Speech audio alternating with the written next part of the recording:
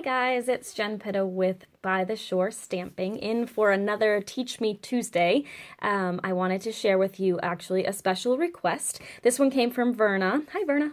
I was actually tagged in a video that she had posted showing somebody else's project that had Emboss Resist on it, and she wasn't sure how to do it. So I said that would be a great thing for me to show in Teach Me Tuesday. So here it is.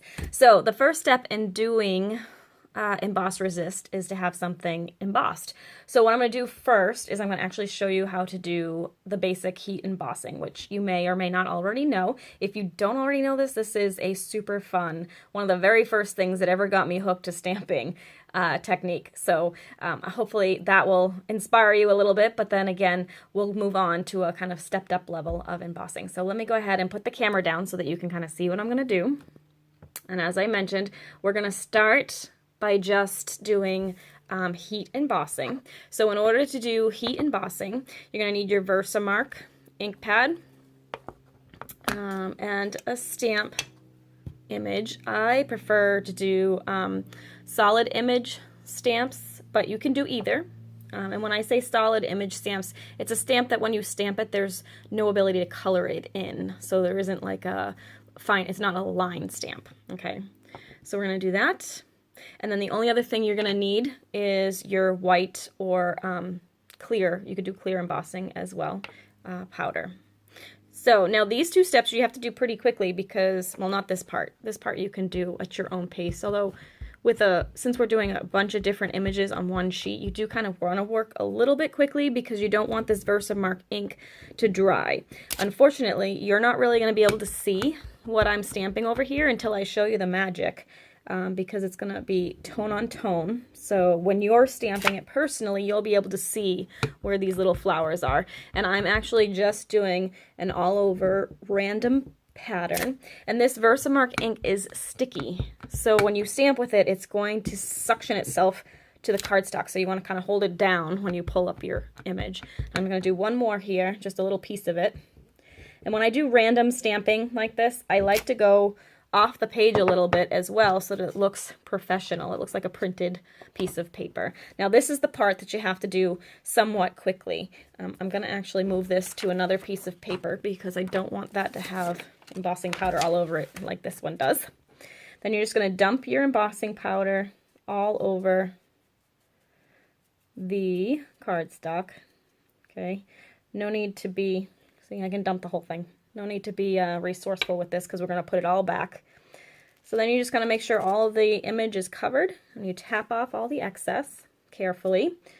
So as long as you do that step pretty quickly, you're good to go. This now needs to be heat set. And I missed one little spot over here. So I'm going to go ahead and scoop up some more. Perfect. So now you can see that there is the embossing powder all over wherever I stamped those flowers. So the Versamark ink acts as a sticker almost. So it sticks the powder to it. However, if I was to wipe this right now, that would all come off. So the trick is now you have to heat set it with a heat gun. So let me put this back because you do not want to start using your heat gun when you've got loose powder all over the table. You can ask me how I know that that's not a good idea. Because I've done it, and it's not pretty. Okay, so now I'm just going to set my embossing powder aside, clean off my station here a little bit, pull back my white sheet here. I'm out of grid paper. It's very sad. It's on its way though, so don't worry. And then the next step in this would be to heat set this. So I'm going to show you quickly, but I'm not going to do the whole thing, just because I want to show you the way I find works best for heat embossing. A lot of people want to do this when they're heat embossing, and you can do that, but I just find it takes so much longer to do that. I personally hold in one spot and I wait. Well, first you're gonna have to wait until it actually heats up, and I'll show you in a second. It takes a couple minutes, but I don't want to try and talk over it. But you want to let it heat up. You want it to heat up first, and then you're going to go ahead and just slowly move it around as it melts. And I'm not sure you'll be able to see it on camera or not, but as it melts, that's when I kind of slowly move to another spot. So let me show you quickly just one little spot of this, and then I will move on to the embossed resist part of this technique. Okay. So first I'm just going to let this heat up.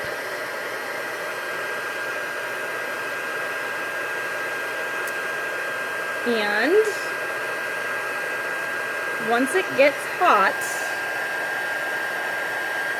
it will start to melt that powder. There it goes.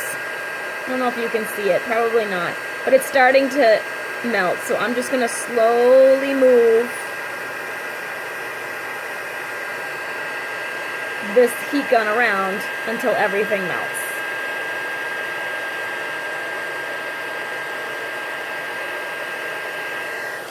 Okay, so if you couldn't hear what I was saying, because I'm not sure if you can or not, basically I waited for it to get hot. Once it got hot, then I just kind of slowly moved my heat gun around to melt the powder. It's not actually finished yet because I didn't want to do that all on camera. You want to make sure you're not getting too close to the paper. You want to kind of give a little bit of, probably about 1.5 to 2 inches of space away from it, and then just slowly move it around as it melts. And because this is the magic of, oops, I don't want to put that anywhere where I'm going to wipe off the rest of that. The magic of video. Haha, ta-da. So I've embossed this. So now you can see this is embossed. It's not going to come off. So that is heat embossing. So that's the first step to emboss resist. The next step is actually to ink this. And the whole idea is that the ink will resist wherever you embossed it.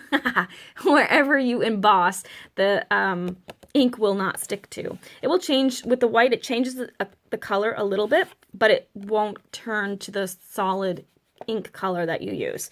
So this to me actually looked a little bit Christmassy, like poinsettia-ish. So that's why I chose the cherry cobbler. The finished card that I ended up doing did not end up being a Christmas card, but that was where I came from when I was doing my selection of ink for this one. So basically you're going to take an ink pad and a sponge. We sell these in, you get 3 big round ones that you can cut into little pieces, so you get a ton of them. You can actually wash them out and reuse them again. So I'm just going to dip this in my ink pad. I'm using cherry cobbler, so you get ink on your sponge. I kind of dip off a little bit here, and then you're literally just going to go in circles, and you're just going to go ahead, re-ink as necessary, and then you're just going to swirl that onto your cardstock. And you'll see those beautiful little flowers pop right out, which is really, really fun. So you're just going to go ahead and keep inking until you get it the color you want. And for me, it's the color in between the flowers that I really like to focus on. I like to get that nice and dark. And then once I've got it the color that I want it, I usually take a napkin and just wipe off the embossed part because it will take off some of that color, and your fingerprints, because your fingerprints do get in there too.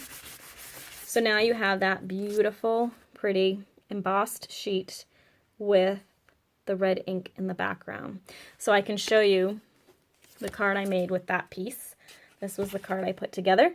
Little congrats card for one of my team members because they've been doing really awesome lately. So you can see that. Now, what's really cool is Stampin' Up! Has taken some of the work out of the way for you. So in the catalog on page 126, you'll see the Irresistibly Floral Suite. It's very spring and fun, right? Well, all the paper in the background here that you see is actually our, what's it called? It's called Irresistibly Floral Specialty Paper, and you can see it pictured at the top of 127, and I have it here for you as well. So you can see it has 6 different designs. Come here. 6 different designs, and they're all pre-embossed. So you see all those. You've got flowers, you've got argyle, you've got polka dots, you've got stripes, and you've got like a flourish one. So you've got all those that are actually already pre-embossed. So I have one here. I cut a piece. I was brave. So with this, you don't have to do the heat embossing step. That's already done. This is done in clear embossing powder. So, or it's clear embossed. They didn't actually use any powder, I'm sure, because it's mass produced here. But it's already, that step is already done. So now I can go ahead and take my ink, and this time I'm using some Night of Navy. I'm going to really blot this one off a little bit because it's super dark, and I'm just going to go right over the cardstock. Now you can see those that argyle pattern popping right through, right? So that was the part that Stampin' Up! Already did for you. Oops, and I forgot to blot a little bit, so I've got a little blob right there, but we'll blend it in, no worries. With the darker colors, I definitely usually blot off the paper first. So we're just going to go ahead and for this one I'm doing kind of a gradation of colors. And I'm actually going from one that's pretty dark to one that's not quite so dark, and then one that's just a hint lighter than the next one. So there's my lower level. Yeah, let's do a little more. Whoops. Didn't blot off enough there, but that's okay. It'll be fine. It's very forgiving. The last one, the one that I show you, the finished card, I actually had a great big giant blob of blue way up here, the dark blue. But I covered it, so you'll never know. So there's always a way to fix it. So next up was Pool Party. So I just took that was Night of Navy. This is Pool Party. So this one's a little bit lighter. I'm probably not going to blot it off as much. And this one's not really going to blend together perfectly because they're very different colors. I just wanted gradation of color. So I'm just going to go ahead and ink my colors up here. And I'm just using the regular Stampin' Up! Ink pads. And the more color you put on, the darker it will get, of course. So I want this one to be pretty dark, so I'm going over it repeatedly. And it's good, like I've been starting mostly on this side, it's good actually to kind of go back the other way too, and so you're getting equal coverage. Sometimes the middle gets missed a little bit. So just kind of reiterate all of that. Go over it. We'll go a little bit further up with this one. And then we'll bring in the soft sky. So basically that's what you would do through the whole thing. So next up, the lighter color, which is super light. So you're going to need to really push in some color there.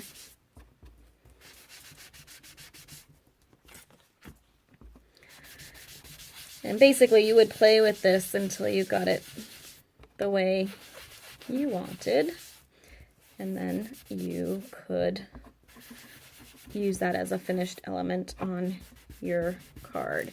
You can actually wipe it off too if you want to kind of, it will bring out some of that bright white again. But I did a finished card for you using that same pattern here, so you can see the finished look. So I went from the dark to the Pool Party to the soft sky. So there's your finished cards, your two different styles of Emboss Resist. This one is one that I actually heat embossed myself first with a solid image stamp, and how can you see how that really pops when you use those solid image stamps? And then this one is more of a line art kind of thing because it's just got the single lines, but it is already pre-embossed because it's the paper that Stampin' Up! Provides for us. So those are your two samples for Emboss Resist. I hope that helped you. I hope that gave you some ideas. These background patterns that you create, you can use in scrapbooks, you can use in cards, you can use for a variety of different mediums when it comes to paper crafting. So not limited to anybody. All right, I think that's it for today. I hope you have a great week, and we'll see you next week for Teach Me Tuesday. Thanks so much.